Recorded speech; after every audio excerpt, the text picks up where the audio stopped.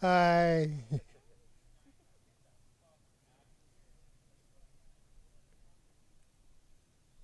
All right. Hello, everybody. Welcome to our Facebook Live interview series. We're pleased, and hopefully this is working. We're running a little last minute today.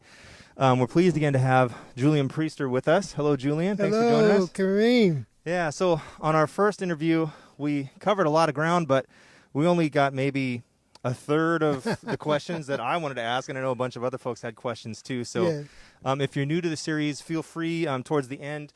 We're going to open things up for questions and allow people to ask questions. So, yeah. So, okay. Well, I made a list this time so I could stay on track of things that I wanted to ask you here. Yeah. But and it's not in any particular order. But can you talk about your time with drummer Max Roach? Oh, of course. Max Roach I came to his attention, actually, as a result of a recording that I had done with Philly Joe Jones, the Blues for Dracula album. Yeah. And Max was impressed with my performance on that particular album. And when Ray Draper, the tuba player who was with Max Roach at the time, for whatever the circumstances was, they left the group, left Max's group. And so that was an opening, and Max looked around and found me. Also, that was a coincidence that Max was recording for Riverside Records, which was the same record company that I was recording for, and Philly Joe Jones was recording for that. So it all stayed in the same circle. But I was very fortunate to be where I was when Ray Draper left Max's group. It was convenient for Max, it was convenient for me. And at the same time, I pretty much just arrived in New York from Chicago. So there was a new guy in town. The vice president of Riverside Records, Orrin Keepnews, he did work miracles to get me introduced to the New York jazz world. And as a result of Orrin Keepnews putting me in contact with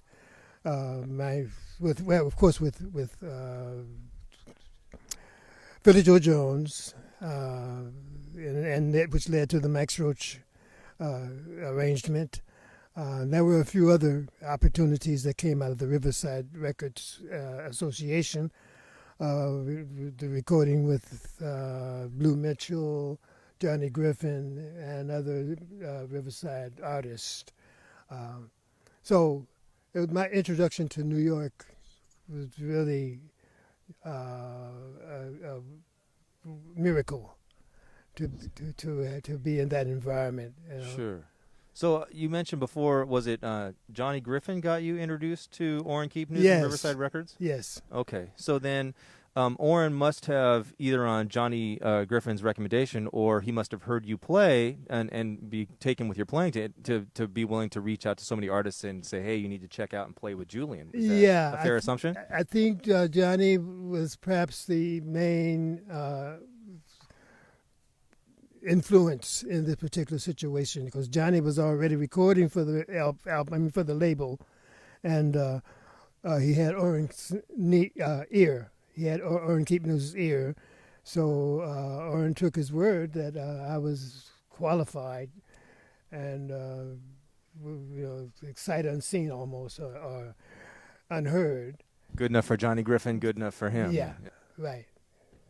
So, okay, well, at what time period was this when you joined Max Roach? What was this after his association with Clifford Brown and Sonny Rollins? Yeah, long after that. Okay. This was in 1960. Well, I know that Max Roach was a prolific composer as well, and he wrote a lot of things about social justice and civil rights, Yes, he which did. I'm sure he'd be writing a lot today in this current Yes. environment. Yes. So when you were in his band, Was it a type of situation where he was the band leader, he was the composer, or was it more of an open format like in Art Blakey's band where everyone was writing for the band? It was sort of an open format that everyone was writing for the band. Of course Max was, and he was also taking the ideas from Abbey Lincoln, the poet, also from Chicago, whose name is escaping me right now, but everyone knows him because he produced albums that were popular across the country.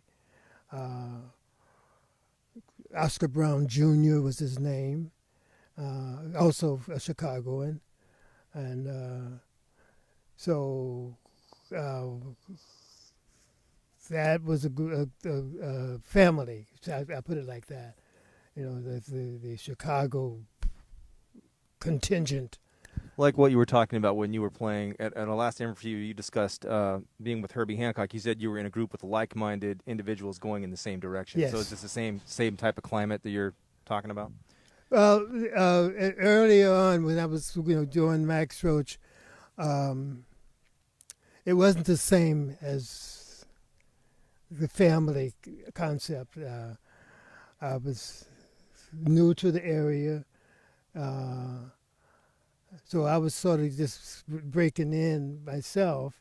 So that the long-term association that develops into those family relationships had not occurred because there wasn't enough time to develop that relationship. So later on, though, because I was with Max for about 3 years, we did have a close relationship, he and I personally.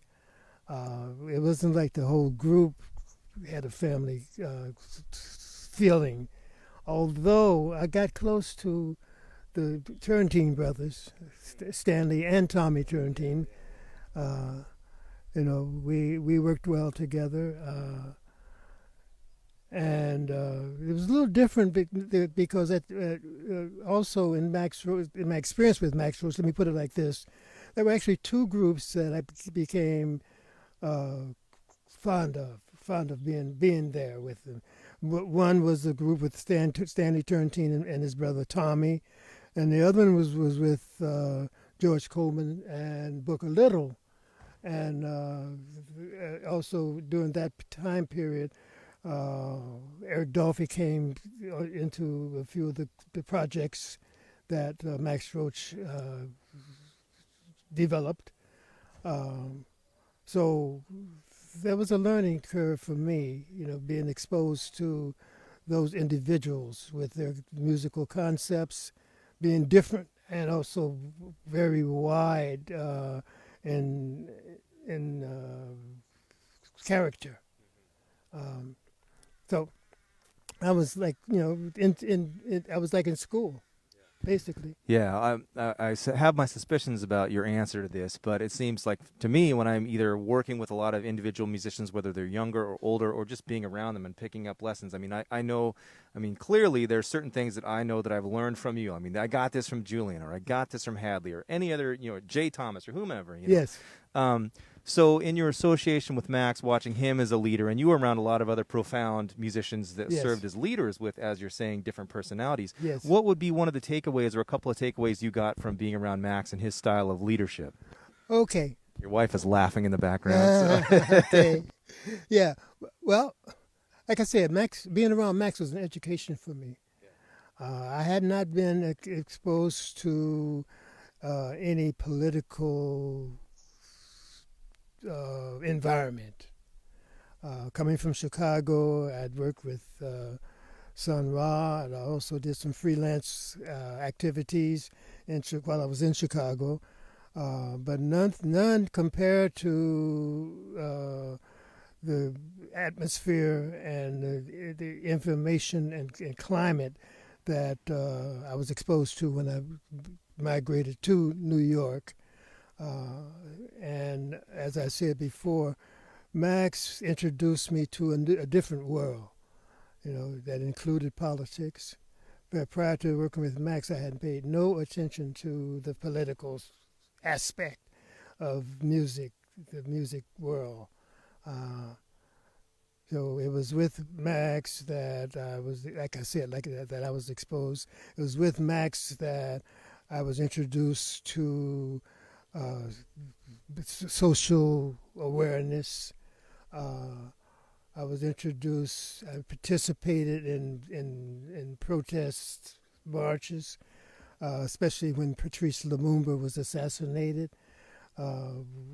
Max and Abby and Charles Mingus, and a lot of them, the artists, jazz artists, let me put it like that, participated in the protests that was associated with Patrice Lumumba's death. And as I said before, it was my introduction to that world.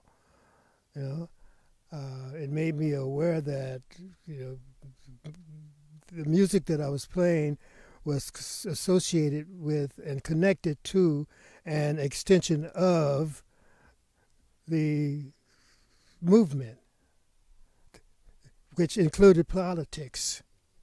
Okay, it was a social movement that was deeply entrenched in the political world to institute,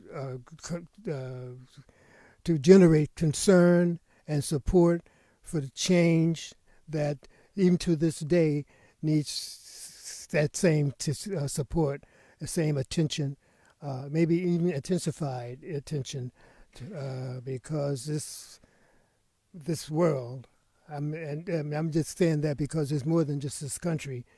It's this world with the differences in ethnicities and cultures and the things, literatures that reflect these ethnicities and cultures and religions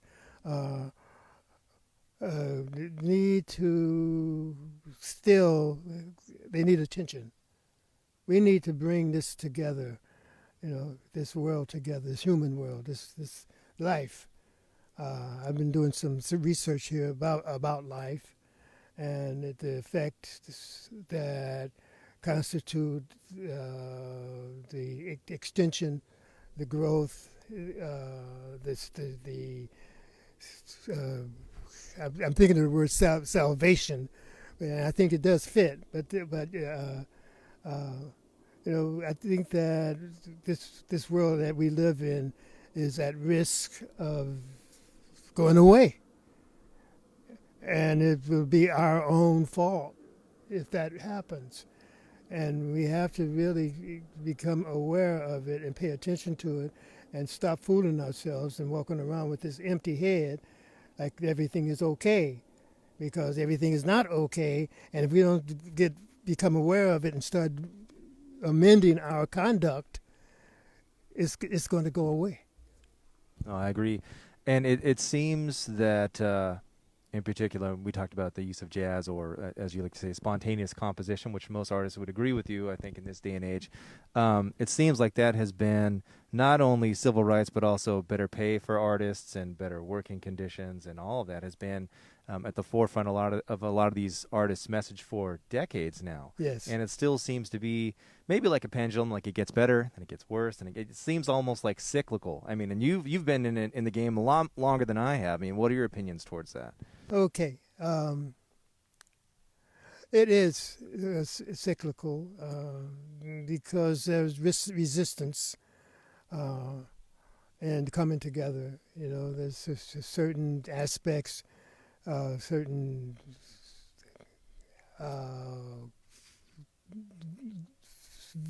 groups, divided by the culture and religion and other social instances that keeps us apart, that sort of instigates that it's better to be separate. We have a better chance of protecting our little corner. When it's our little corner that's keeping things confused and at risk of imploding, that we need to rethink this whole structure. It seems like many of the things that you see, whether it's social media or mainstream media, a lot of these things seem orchestrated by design to keep people confused and separated. Right. And no matter how many people shine lights on what's going on, people seem to still fall for the knee-jerk reaction stuff that keeps people divided. Right. And that's just my opinion, but I mean, would you agree? It's real. It's real. I mean, certain aspects of life, I mean, that were supported, I should say introduced and supported by the human race in an effort to congeal our existence here, the differences in our existences, so that we can respond to life in a unified purpose and direction for the benefit of all, instead of being for the benefit of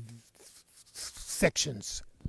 Well, it would seem to me, I mean, in line with what we're talking about, as cliche as it may sound, it seems like jazz or spontaneous improvisation and composition embraces all of those things. If you look at the history of the music from its inception until now, yes, it's traveled the planet. Yes. It's current with current generations versus along with artists that started this music. And harmonies, melodies, rhythms from around the world have all been embraced and incorporated into what we know today as that music. Right. Which is kind of the great thing, which I think a lot of the artists, like Max or Abbey Lincoln or Nina Simone or Charlie Parker or any of those people, they certainly were great thinkers, because Yes. they had to deal with, they had to live and see, the highest parts of society, the lowest parts of society. And I still think to this day as musicians, and I talk about this with a lot of my friends that, have had you as teachers, we play some concerts that were, very opulent places, and we play in dive bars that you see all parts of society, and you kind of ingest it all and see a lot of the hypocrisy about what people say. Yes. Yes. That's reflected in the music. Well, I don't want to get too far into this other subject because there's not enough time to deal with it. But it all goes back into the design that man has come up with to try and maintain control. In an awkward way, we have devised, when I say we, I'm talking about mankind, we have devised a system to get along with, and the system is constructed in such a way where there's a flaw in the different levels of, how can I put it, social levels, okay, that unfortunately are competing against each other rather than coming together and working together. I mean, we do, how can I put it, one level supports the other. We have the class structure where you have the upper class, the middle class, and the rest of us. The rest of us is the majority. And the middle class is striving to use the lower class to uproot the upper class so that middle class can take over or at least share some of the rewards that the upper class enjoy. And that cyclical process has a flaw. And until we, mankind, can figure out a way to smooth this system out so that one level doesn't it's prey on the other in order to maintain their position. Yeah, my father always says the same thing. There's systems that creates, if we have a system that creates winners and losers, it's always going to fail because the losers are going to have enough. And the thing is, every system, every ideology over time has risen and fallen because there's people at the top that abuse the system and there's people that at the bottom that abuse the system. Yes. And so I don't have any answers other than I do know keenly that music seems to improve the life of everybody, and it's a common denominator for everybody. You Right. can't, particularly, I mean, if you're talking about being a performer, you can't buy talent. You can't have to sit down in a room and deal with it, learn to play the instrument, learn Yeah. theory, learn harmony, learn rhythm, and you have to be a good person, because if you're a jerk, nobody's going to want to play with you. I mean, you Right. have to. It's a cooperative thing. Yeah. You know, Yeah. the bandstand is the great equalizer. That's you know. true. But in regards to the rest of it, I don't have any easy answers, and there's so many, like you said. I mean, we're going to have to do another interview to talk about all this stuff. I mean, it just goes on and on and on. Right. And so I don't know, other than where do you think things are headed? I mean, you lived for a long time on this planet and seen a lot of things and worked with a lot of great individuals. What are your opinions on where we're headed and how things are going to shape up? I am very hopeful.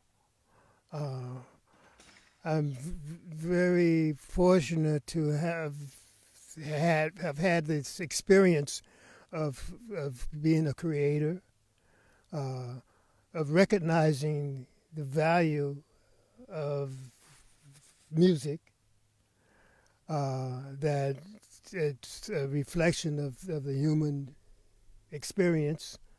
And if you analyze the approach that jazz artists use in creating, especially to the aspect of music that I call, I use a term, spontaneous composition to describe. Spontaneous composition is sort of mimics life in my estimation, and as such, it has a value that it's more than a commodity. Although we as mankind have treated it as a commodity. You can't benefit, or you can't recognize and augment the beneficial qualities in music if you don't become aware of how, I mean, this is difficult to describe, how the creative artist creates, how creation is implemented, and it's reflection of how life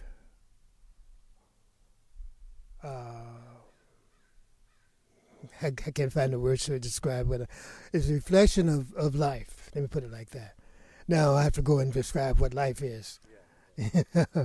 Life is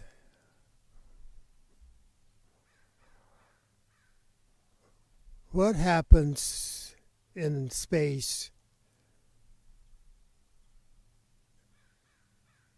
created. No, it's what happens when space is created. Let me put it like that. When space is created, it has to be filled with something. If one thing is filled with this time, automatically, because from one side to the other, if there is a side, or if there are four sides to space, I mean that's abstract. That's very abstract. But space, if there was no space, there would be no time. It would be no life. So music is a reflection of that. Music has space, has time, and is filled with emotion. Sound. Sound in itself stimulates emotion. depending on the volume, depending on the pitch, it stimulates emotion. High pitch gets your attention. You're going to find out where's the source. Where's the source of this sound? Music is automatically brilliant in terms of how it stimulates emotions in the human psychic. And as a musician, we have an opportunity to go beyond just making sound, organized sound. We can become aware of that, the impact the sound has on the human psychic, on the human emotions, and we can use that in an artistic way to stimulate thought, emotions, actions. How much power can one have, possession of? It depends on how we use it, of course, and that varies. Sometimes it's useful, sometimes it's harmful. But that's life.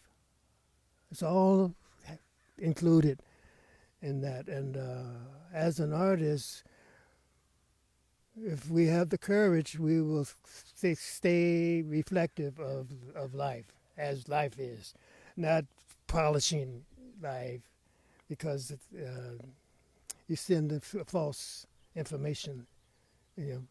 If I imitate what Charlie Parker did, which I do. Yeah, oh boy. Yeah, because for me, Charlie Parker was a great example of life. Well, he's got that great saying, is if you don't live it, it won't come out of your horn. Yeah. I think every improviser, I tell my students this all the time, we're all sum totals of everything that we've listened to and practiced and absorbed and ingested. And then it's, with practice, we can understand what those sounds are to be able to use them, in our own way to convey our own ideas and thoughts and experiences. Because when we play, if we're playing, if we're playing an original composition or something that we've written, or when we improvise, it's a new composition. Right. You're playing your ideas and your thoughts in that moment, and you're having a It's dialogue spontaneous with other composition. people. That's what I'm talking about. Yeah. Well, and we've got like 30 minutes, and I think I've asked one question off my list here. That's okay. That's okay. We'll have to do another one. All right. Well, I want to get back to some of these other artists here and your impressions of working with them, and then I want to actually get back into some of the stuff we were just discussing. That's on my list here. So along the same lines of space and time and lots of freedom and thought-provoking music, can you talk about your association with Sun Ra? Did you like that transition there? Oh, yes.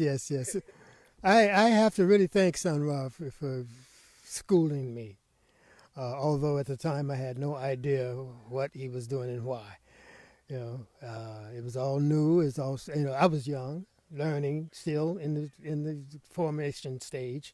And Sun Ra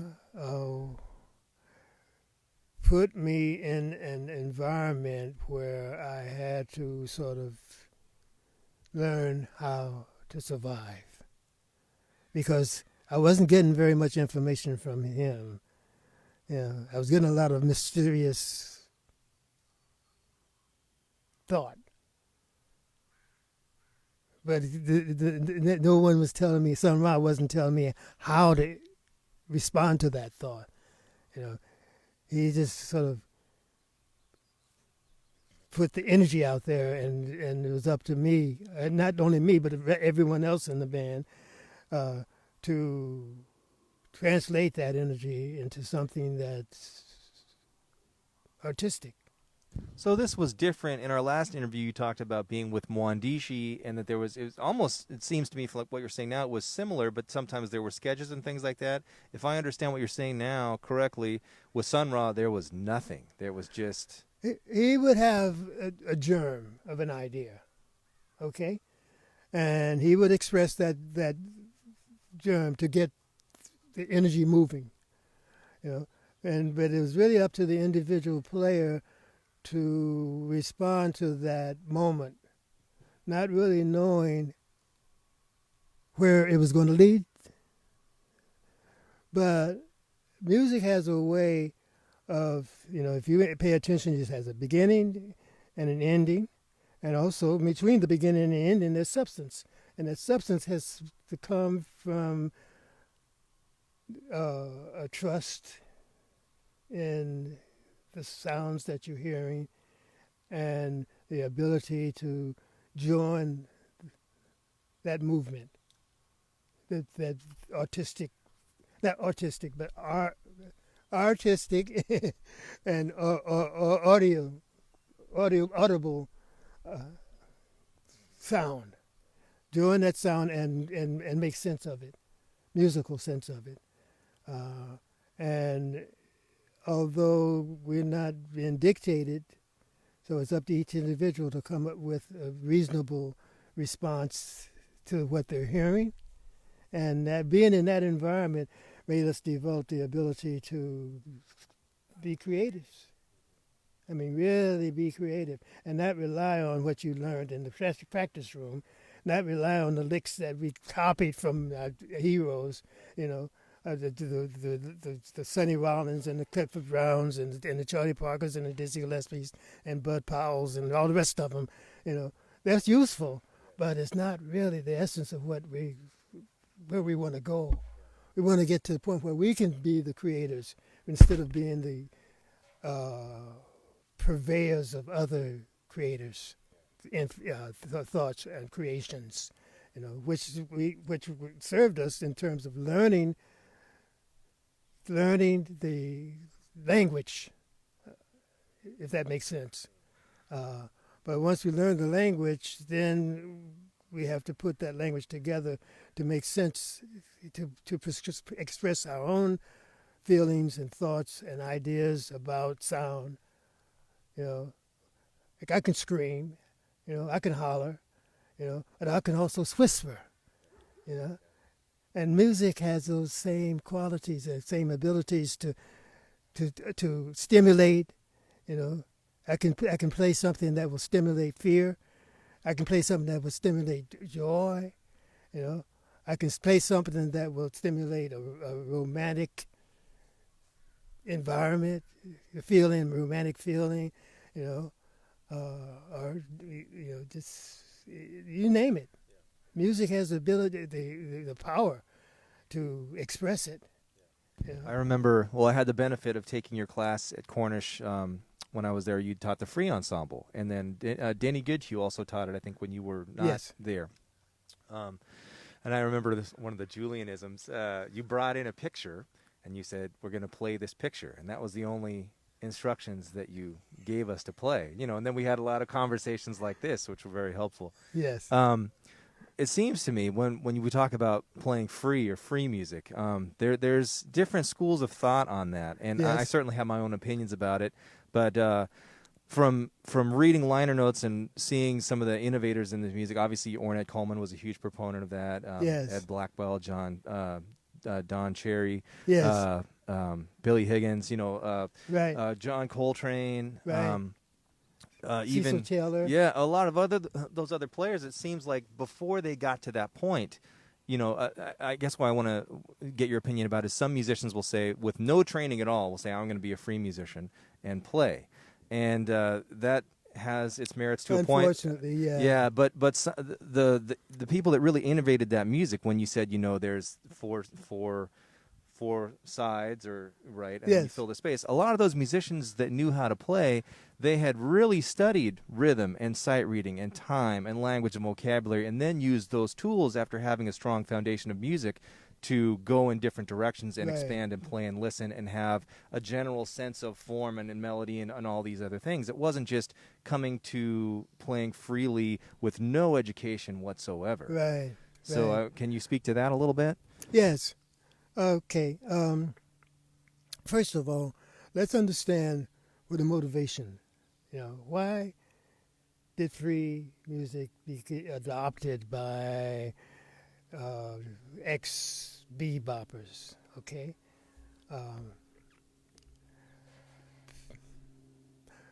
Let's look at the history of the society. Okay. We had a situation which impacted the music world. The recording industry. This is before before electronics, before synthesizers. This is when the mainly acoustic music was being created. Okay. There was modern jazz. I'm speaking like, in the early 40s, Charlie Parker, Dizzy Gillespie, in that era. And also, there was a war going on, okay, which impacted that whole industry, the music industry, especially the recording industry, because the main material that was influencing the ability of the recording industry to manufacture records was for vinyl. And during the war, vinyl was not all that available to make records because it was used in the war effort. And during that period, there were not a lot of records made. When the war was over, there was a new guy in town, a new music in town. Let me put it like that. It was a music that had a different impact on the market, and the record company jumped on this new music and started producing it. It was the music that was coming from the West Coast. They came up with the term cool jazz and started promoting that. The East Coast music, bebop and post-bop, that kind of thing, was suffering. Those musicians on the East Coast, the Charlie Parkers and the Dizzy Gillespies and the Miles Davises, were suffering. Miles had the wisdom to go out to the East Coast and pick up on that movement, record with Jerry Mulligan and Dave Brubeck and the West Coast giants of jazz, promoting that. Well, it was the new market tool, and it was getting all the attention because that's all you could hear on the radio. I'm going to play devil's advocate here, and I have my own feelings about this. This is Hadley coming through me now. Okay. I mean, if we talk about Chet Baker, if we talk about Stan Getz, if we talk about Cal Tjader, if we talk about Dave Brubeck, if we talk about Lee Konitz, we talk about Warren Marsh. Do you understand where I'm going here? I mean, these guys are all wonderful musicians, and I love their music. Yeah. But Hadley would say, there was a great tune that was written about Lester Young. It's whatever Lester plays, Stan gets.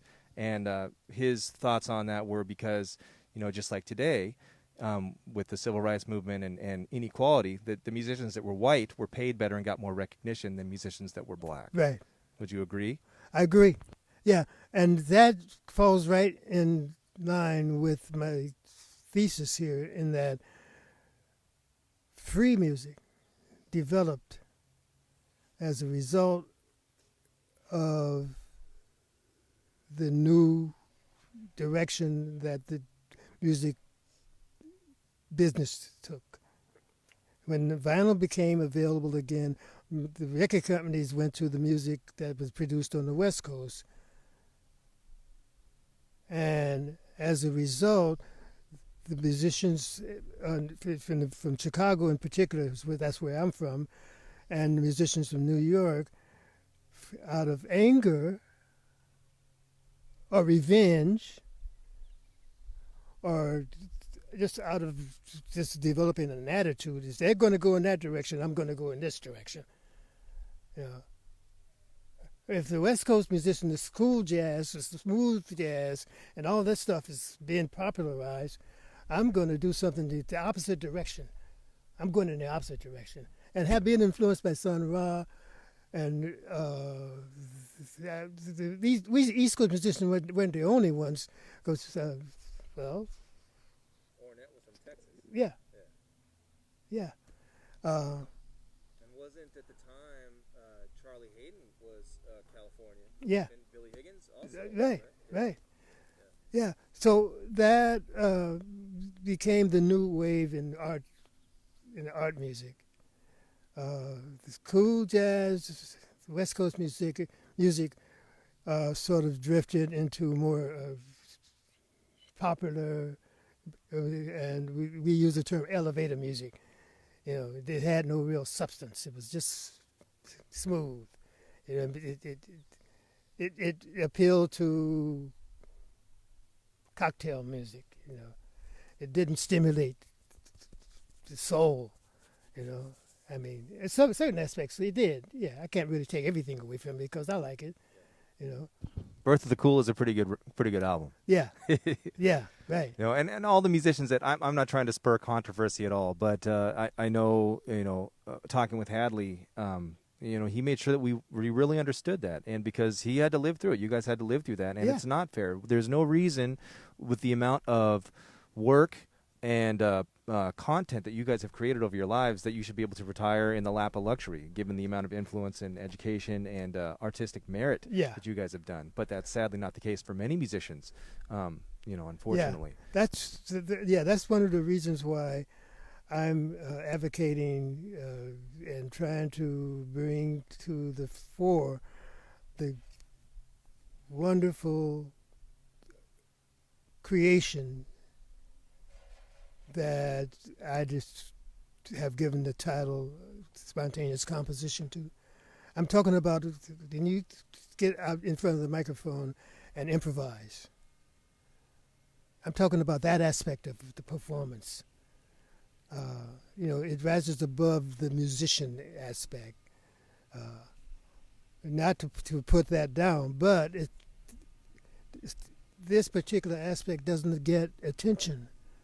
Most people don't know anything about it. They don't think it's different or special or deserving of more than it's getting. You know? Well, again, I think that's also partly by design. I mean, why are football teams, even when they're terrible football teams, fully funded and music programs are cut left and right? I think, I mean, the studies have been done. People know the value of music. And not only that, people know the value of the parts of the brain that are stimulated when you have to improvise and spontaneously compose, because you're not only playing your own part, but you're listening and reacting with other musicians. Right. They've done the studies, and it shows the merits of that. Yeah. So with all that information out there, why is it that school music programs are so poorly funded? Why is it that clubs are, you know, taxed 3 different ways from Sunday to be able to present music? Why is it that, you know, ASCAP and BMI can come in and stronghold clubs and shut them down, even though they're not playing music that's under their jurisdiction? Right. It makes no sense to me. Well, music, jazz,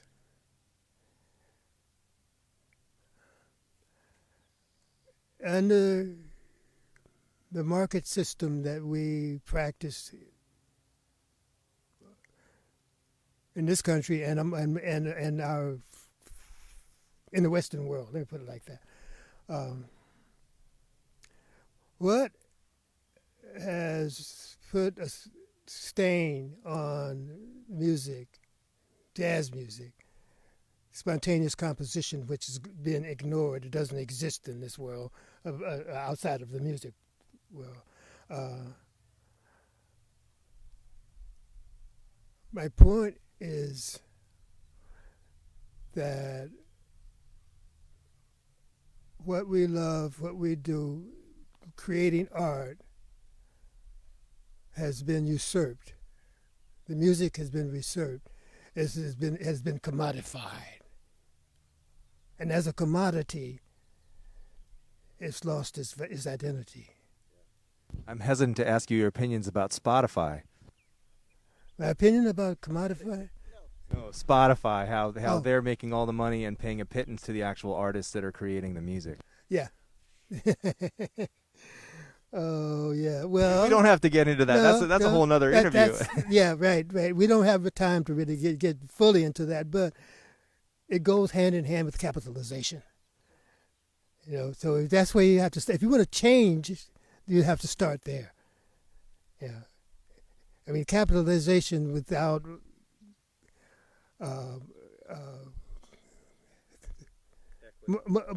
moral fiber.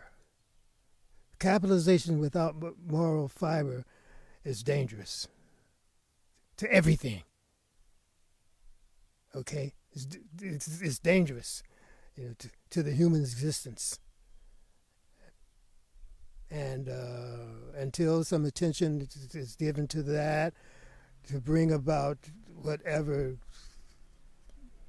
can be done to heal the flaws, because right now it's the flaws that's killing art, the art that we're creating. Well, and I'd say it's not necessarily just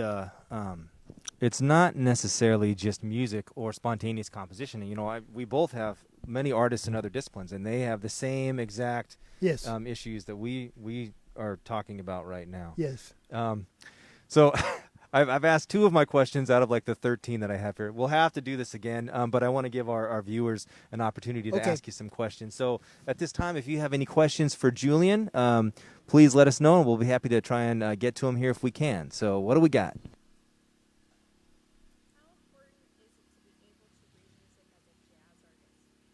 How important is it to be able to read music as a jazz artist? Oh, yeah. It's essential. I mean, you have to be able to communicate, you know, and you have to be able to communicate on a broad level. You just can't express music through your own experience, only your own experience. You have to express music from the world community, you know, because that's the breadth of music. You know, if you're just going to express music from your experience, it's going to be a very narrow band. It's a very narrow experience.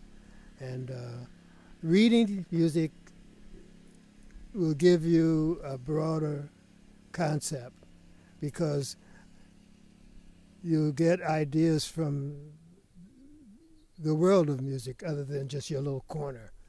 It grants you access. If you can read something, it grants you access to lots of different things that you wouldn't normally be able to. Yes. I mean, you could do it all by ear, but it would take a long, long time. Well, yeah, it's impossible to do it all by ear, you know, because by ear you can only absorb what's right in front of you, that you can hear.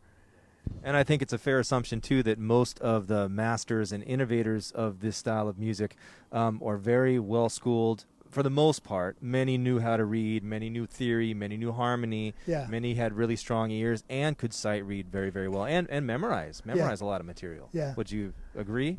Yeah, I agree. Yeah. There's different aspects of what we do. You know, there's the instrument, which is a different discipline. Learning the instrument is one thing. You have to really spend a lot of time with the instrument in order to be able to express music. Okay. Then on the other side of that is the music that you have to learn, which is vast. The music in itself is so vast because you got so much to work with. And we're not trying to dissuade people. I mean, you start with one song at a time. Learn one song at a time, and just build from there. That's the best advice I would say. Other questions? Oh, the question is, what is Julian's favorite Thelonious Monk composition? Oh, wow. Favorite. And I'd throw in why as well. Why? Oh, how can I do this now? Thelonious Monk is my favorite composition. I mean, what I do mean is that every composition that Monk has created is my favorite. Every one of them. Why? Because they're individual. When you hear it, you know exactly where it's coming from, exactly who it's coming from. And if you really study it, there's so much information, that's usable information there, that it's a tool. You can use it as a tool to grow, to help you grow, that is. And, you know, that's your goal. Growth is what you are constantly trying to implement. You know, for the rest of your life, you want to grow. You want to continue to grow. You know, you want to never cease growing. You know, until the day you die. I have a question for you, and I already know the answer to this, but I want the viewers to know this. How important is it, do you feel, in your opinion, for musicians to play some sort of chordal instrument, whether it's piano or guitar? Yeah, that's very important. I mean, just in terms of gathering the information, If you've got a tool to help you gather that information, that's all the better. Without the piano, for instance, where would we be? I mean, a child. I'm a very great example of that. I was exposed to music because we had a piano in the house. I became the person that I am because we had a piano. I grew up with the piano in the house. I was able to go to the piano without having any inkling of what music was all about, and just touched the piano, and the sound came out. And once I heard that sound, I wanted to go back and hear it again. And there were other sounds, the sounds. There was how can I put it? Variations of sound. Let me put it like that. But I think I can be more accurate if there was a way that you can manipulate sound that has different registers. It had a high register, a medium register, a low register, depending on the instrument that you were using to create the sound. The limitations of that particular instrument that naturally influence what you could do with it. So what I'm trying to say is that being introduced to the piano as a child led me to the person that I am. Well, and I've read accounts of Dizzy Gillespie played piano, Clifford Brown played piano, John Coltrane played piano to some extent, Eric Dolphy. Yes. Who else? Sonny Stitt played a little piano. I mean, everybody played some piano. It's an essential instrument to go to use in order to become one with music. Because the piano is right there in front of you. It's visual. It's also physical. And you have the theory of music right there in front of you, that it's easy to translate it to the knowledge that you're going to implement when you pick up an instrument and start creating that you gain from the piano on any instrument. All right, more questions. What do we got?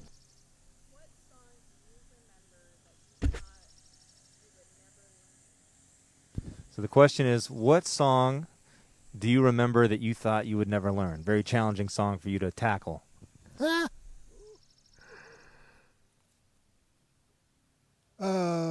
John Coltrane song. Giant Steps. Giant Steps. I'm You know familiar with it. You know it. Yeah. I mean, it's the song that we force ourselves to try and get a handle on. And sometimes we're successful. With this one, depending on the instrument you're playing.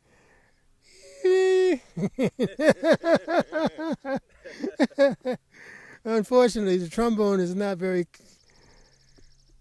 pliable on that particular song, In fact, I don't think any instrument is really pliable. John Coltrane did. I mean, he was unique. Well, we've heard about those sessions, like I think it was on his the Blue Note album. Blue Train album, where Blue Train, I guess it was Curtis Fuller after doing the recording session. I've heard that after he got done, he went out and smashed his trombone against the wall. He was so unhappy about his playing on that date. I don't know. This is what I've heard. Yeah, I also heard on apparently on Giant Steps, Tommy Flanagan, was he the pianist on that album? Apparently, perhaps he wasn't happy with his performance on that iconic recording. So he did several recordings of it later on. We could really play it well, because when you're sight reading that for the first time, it's not user friendly. No. Giant Steps is Giant Steps. All right, other questions? Yeah. Did you ever meet Clark Terry? I think Mumbles. Yeah. Clark Terry, another Chicagoan, became one of my mentors. I did meet him personally. We never became friends or anything like that, but I always admired Clark Terry. I had an instructor who was, I think, was one of Clark Terry's teachers, a trumpet player who was one of my teachers in Chicago. Charlie Allen was his name, and he would tell me about Clark Terry. When I was taking lessons with him, and So I had an admiration for Clark. Well, Clark was also playing with Duke Ellington at the time. Excuse me, and he deserved my admiration. I never tried to mimic him.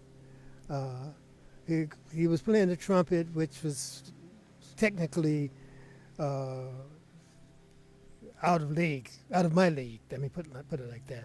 The instrument I was playing could not duplicate technically the music that you can produce on a trumpet. So I had to develop my own way to produce music with the trombone, which is a unique instrument, technically, physically, and it has its limitations, and which you have to, we have to respect. You have to respect it and accept it. And once you do that, then you can create music with the instrument. It's interesting that you say that, because when I listen to guys like, Charlie Parker, or, some of the guys that were really technical in the way that they played, and some of those melodies that they wrote, like, for example, something like Confirmation or Yes. something that's very involved, and then I hear players of different instruments play those, they'll adapt how to play that melody, and it still works great, but instead of putting in some of the little really quick 16th note things, they'll just find a way to do it with 8th notes instead, and it Yes. still sounds good. Yeah. Music has that flexibility. It can do that. Other questions? Yeah.